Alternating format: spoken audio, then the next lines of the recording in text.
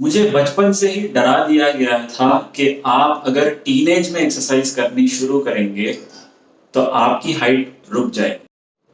अगर आप एक 90s के किड हैं तो जो बात मैंने अभी आपको बतलाई है उससे आप काफ़ी अच्छे तरीके से रिलेट कर पाएंगे। ये एक लंबी परंपरा रही है हमारी इंडियन फैमिलीज में कि हम जैसे ही बच्चा टीनेज हिट होता है उसको हम पहले ही बता देते हैं कि भाई एक्सरसाइज नहीं करनी, अगर किया तो तेरी हाइट रुक जाएगी। लेकिन क्या साइंटिफिकली ये बात प्रूवन है कि आप अगर कम एज में एक्सरसाइज करनी शुरू करते हैं तो आपकी हाइट रुकेगी? अगर आपको इस सवाल के सारे जवाब चाहिए और आप चाहते हैं कि आपके फैमिली में कोई बच्चे हैं, अगर कोई अभी अभी जिम स्टार्ट करना चाहते हैं, उनको ये मिथ आगे कैरी फॉरवर्ड ना हो, तो प्लीज इस वीडियो को एंड तक देखिए।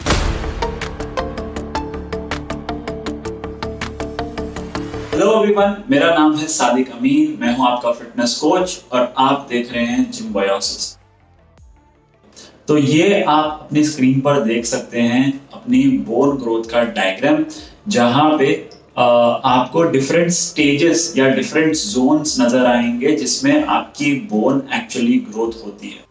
तो लेफ्ट से अगर हम इस डायग्राम को देखें तो हमको क्लियरली नज़र आ रहा है कि जब एक फीटस या एक बच्चा बॉर्न होता है तो उसके बोन्स जो हैं वो काफ़ी ब्रिटल होते हैं और वो बोन कार्टिलेज के फॉर्म में होते हैं, वो पूरी तरीके से बोन फॉर्म नहीं होता।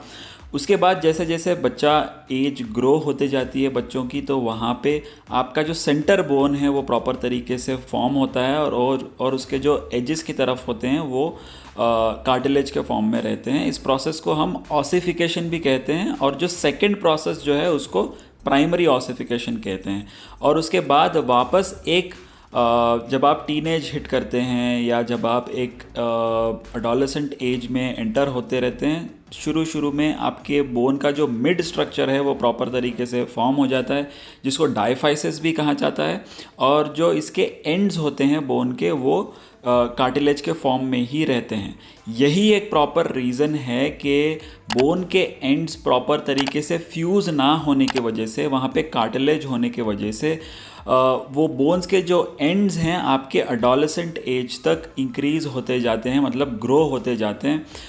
बॉयज़ में ये एज करीब 21 से लेके 22 साल तक हो सकती है और लड़कियों में गर्ल्स में ये एज करीब 18 से 19-20 साल तक हो सकती है। तो ये एक टेंटेटिव एज है बॉयज़ और गर्ल्स के लिए। तो इस टाइम के दौरान आपकी बोन जो है उसके एंड्स जो है वो ग्रो होते जाते हैं। और जैसे कि आप लास्ट स्टेज में आप देख रहे हैं जहाँ पे कार्टिलेज बिल्कुल कम हो चुका है, जो वाइट पोर्शन है वो कम्प्लीटली कम हो चुका है और सिर्फ एजेस जहाँ पे जॉइंट्स आपके बोन की मिलती है वहाँ पे थोड़ा सा कार्टिलेज बचा है, ताकि एक बोन दूसरे बोन से प्रॉपर तरीके से जुड़े।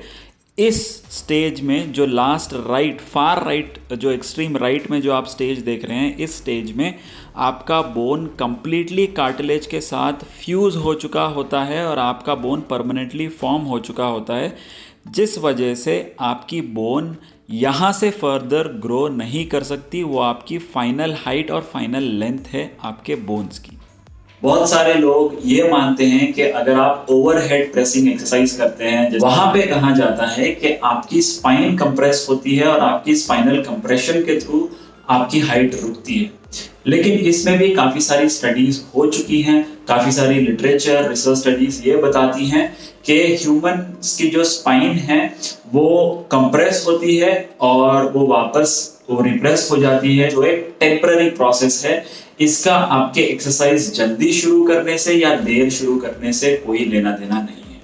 और ऐसे काफी सारे आपको चाइनीज और बाकी सारे दूसरे कंट्रीज में भी अब्रॉड ऐसे वेट लिफ्टर्स मिल जाएंगे जो 20 साल की उम्र में, 25 साल की उम्र में, 19 साल की उम्र में अपने कंट्री के लिए गोल्ड मेडल्स लेकर आ रहे हैं। आप अपने बच्चों को जिम जाने से जो आप रोक रहे हैं वो आप राइट रीजंस के लिए रोकें, ना कि एक हाइट ग्रोथ के पर्सपेक्टिव से रोकें। मैं चाहता हूं कि आप अपने बच्चों को जिम जाने से रोकें, या अगर कोई टीनेजर इस वीडियो को देख रहा है तो वो खुद को रोके जिम जाने से। अगर वो ये सोचता है या उनके पेरेंट्स ये सोचते हैं कि ये जिम में जाएगा और इंजरी कर लेगा ये 100% एक वैलिड रीजन है बच्चों को जिम ना भेजने का। आप जरूर अपने बच्चों को अकेले जिम मत भेजिए, क्योंकि वो जाएंगे कुछ भी उल्टा सीधा वेट उठाएंगे, जिस वजह से जोश में कोई भी चीज उठाने करने से उनको इंजरी होने के चांसेस बहुत ज्यादा हो जाते हैं।